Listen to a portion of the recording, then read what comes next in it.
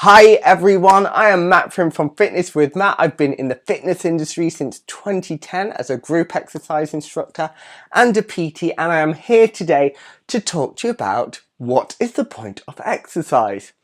So some people don't enjoy exercise, and actually they found that some people genetically don't get the same enjoyment from exercise as some people. So you might actually be genetically predisposed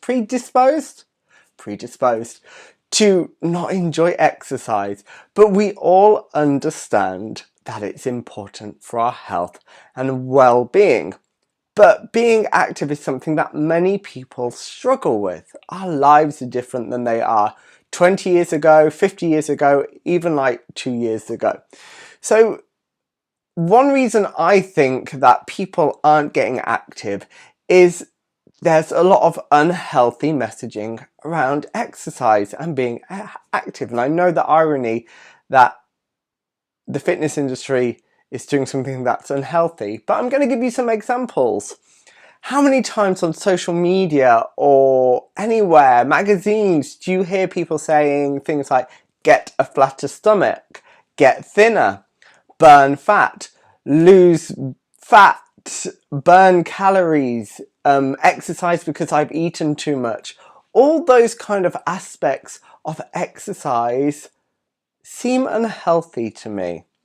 We understand that exercise can be used to burn calories, but it can do so much more for us, as I'm about to illustrate. People, hold on to your hats, I have a list. So today we're discussing the physical and the emotional and mental benefits of exercise. So let's kick it off with improved sleep. Research has shown it is great when you exercise to counteract insomnia. It's been found to be super powerful. Now, they don't quite understand why, but they found through their research that it does. Again, it can help you to de-stress. It helps to burn energy, so maybe you're more tired at the end of the day. It releases some feel-good hormones, so maybe you can chill out a bit more before you go to sleep. These are just some anecdotal reasons why exercise may help to improve sleep. Number 2. After the pandemic, we all know how important this is. It boosts your immunity. Exercising boosts your immunity, and we all need a very good immune system, especially after being locked down for 2 years. We've not been exposed to the same amount of germs because we've not been exposed to different people. So we need to keep our immunity up. Exercise can improve your mood. So when we exercise, we get hormones called endorphins that make you feel good. They are released when you exercise. It doesn't matter whether you've actually enjoyed the exercise the whole time, but because your body has moved and been active, your body releases feel-good hormones. Also, I see workouts like yoga and Pilates as an act of practical mindfulness. We all know how a million miles an hour our lives move at. Sometimes it forces us to stop, to be in the moment, to move and focus on that and our breath. It's not all about the high intensity jumping about kind of aspects of fitness. You know, there's different kinds of workouts we can do and they all have different benefits and purposes. I'll touch on this later on. Again, it's a place to meet people, social interaction, and I'm going to be talking about that next. It reduces stress. It helps you to alleviate mild depression. It helps you to feel good about yourself. It boosts your confidence because you're learning a new skill. You're doing something. It's something to be proud of. So it, again, can really help to boost your self-esteem. Next. As I touched on, social. There's a social aspect that some people love about exercise. I notice that more than anything with Zumba. You get to meet people. You get to, oh, am I still live? Yes, I am. You get to meet people, you get to make friends, you get a new support network of people to motivate and encourage yourself. So that in itself is invaluable. Next, I'm going to talk about some physical reasons why exercise is good. So I'm going to talk about cardiovascular first. So things that get you out of breath and your heart really pumping, things like running, Zumba, step, club size, all those kind of workouts. So it improves your cardiovascular system, and that's your lungs and your heart, the circulatory system. So it makes your body more efficient at pumping blood around the body. It makes your heart stronger. It boosts the good high density lipoprotein cholesterol. So it boosts the good cholesterol we want and reduces the bad cholesterol. I know I'm using bad and good, but it's okay in this context. It's really good for your bone health, for your joint health. It reduces osteoporosis, and it also boosts memory and cognitive function. So again, we just get told, oh, do cardio, it burns calories, it burns fat. Yeah, but what about all the other things it does for your health? You know, the strength of your heart, the improved breathing, it strengthens your lungs. It means your heart doesn't have to work as hard throughout your life. It's more efficient. Your heart becomes more muscular, so it doesn't have to pump so fast because it can pump more blood round in one squeeze. There we are. That's a technical term, people. I'm a cardiologist now. I'm not. So now resistance training. So resistance training is anything that adds load to your workout. So it could be a resistance band, it could be heavy weightlifting, it could be a couple of dumbbells. So that improves your insulin sensitivity, so it decreases your risk of diabetes. It improves your muscular strength that we all need as we get older, because it's going to help us to stay independent. It's going to reduce the risk of falls. It's going to help us to not have to rely on others as much, hopefully, as we get older. It improves your physique. So yes, there are of course physical benefits to exercising. It will give women a more feminine shape, more feminine form. Men, again, it helps to boost men's confidence when they do resistance training and they see muscles developing. It can improve bone density again, supports good joint health.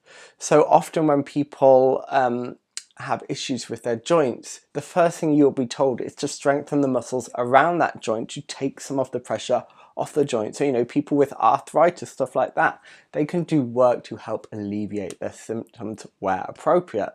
And as I've discussed, it improves your balance and flexibility. That is going to help you as you get older.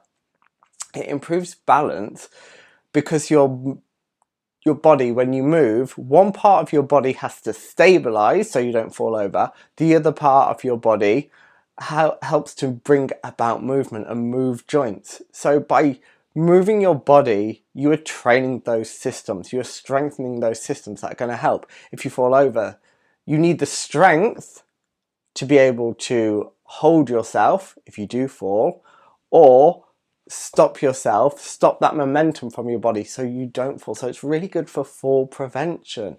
It improves reaction time and how you react. And any kind of movement improves your core strength. Everyone, again, six-pack, flat stomach. It's not about that. Your core is made of your abdominals, your obliques at the side, your back, your bum, your thighs. There's so much more than a six-pack.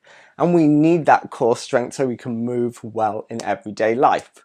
And again, that could be developed through resistance training, deadlifting, things like that. But it can also be developed in classes like Pilates and yoga. So I'm now going to give you some top tips. There we are. Sorry, I got to the end of my list. I can breathe the sigh of relief. So finally, top tips. If you want to get active, here are my thoughts. Number one, try and change your mindset. Exercise is not a punishment for something, like if you feel you've eaten too much. Exercise is not there to counteract that. It's not a payoff to lifestyle choices. Think of it as something to support your health, build your immunity, improve your sleep. Secondly, have a goal and try to make it a bit deeper than I want to lose X pounds on the scales, X kilos. Try and think like, oh, I'd love to be able to do that. Oh, there's this charity event, I'd love to be able to do that, like a walk or a run. Things like that, just give it a bigger purpose than the aesthetic, the visual, the attributes that we often associate with exercise. And again, it's not about punishing your body for eating food or enjoying food. Number 3, get support. So get support of family and friends. Maybe do it with a friend, build that confidence up, because it can be intimidating going somewhere for the first time on your own, but also get the help of a professional. So fitness professional, maybe if you're going to the gym, you want to get a coach, a personal trainer. Maybe you want to go to a group exercise class that's guided and there's someone there to support you through it. Fourthly, I can't count today, team. Can't count. Have fun. Whatever it is, you need to enjoy it. Again, it moves away from this punishment. How many people are like, oh, I've got to do this, but I don't like it, but I do it because I have to. Try and find something that you enjoy and want to go to, because then it's harder to stick to it. And then finally, a bit like food, variety is key. Make sure you are having a variety of different exercises in your class. So maybe you do some group exercise, you do something like dance fitness based for cardiovascular, coordination, cognitive function, but then you also do some resistance training, whether that be at the gym on your own, or whether that be a class like legs, bums and tums, body pump, all those kind of classes. But also try and build in what we refer to more as mind-body things, so some yoga, or things like Pilates. And guess what? I'm starting a brand new Pilates in the park class this week. We're going to be in nature, which is good for your health, exposed to some sunlight, which is going to help you sleep. And it's just going to be nice to meet some new people in the park. So if you are interested, message below and I will direct you to where you need to go to join me in Coventry's War Memorial Park this Wednesday at 6:45. Anyway, hopefully what I've said has made sense.